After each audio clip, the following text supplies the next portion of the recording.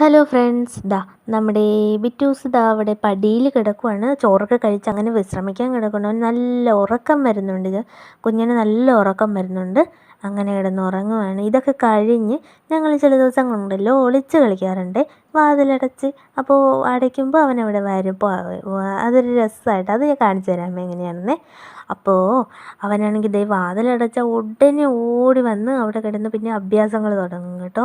കൈ നീട്ടലും കാല് നീട്ടലും കൈ ഇടക്ക് വയ്ക്കലും. കൈ ഇടയ്ക്ക് കൊണ്ടുവന്ന് വെച്ച് അടയ്ക്കൊന്നുമില്ല കേട്ടോ, ചെറുതായിട്ട് വെറുതെ അവനെ പറ്റിക്കാൻ വേണ്ടി ചെയ്യുന്നതാണ്.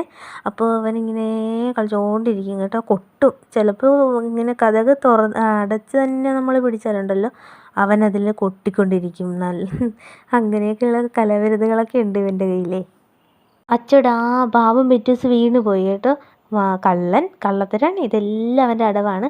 അവൻ അങ്ങനെ വീണ് കഴിഞ്ഞാൽ ഞാൻ തുറന്ന് കൊടുക്കും. അതാണ് ഞാനിപ്പോൾ വീഡിയോ എടുക്കുന്നതുകൊണ്ടാണ് അങ്ങനെ വീണ്ടും അടയ്ക്കുന്നത് കേട്ടോ. അല്ലെങ്കിൽ ഞാൻ ഇങ്ങനെ വീണ് ഉരുണ്ട് കഴിഞ്ഞാൽ അവന് ഞാൻ തുറന്ന് കൊടുക്കും. അതവനറിയാം, അതാണ് അങ്ങനെ ചെയ്യുന്നത്. എന്നിട്ടും തുറന്നില്ലെങ്കിൽ അവൻ അടി തുടങ്ങും.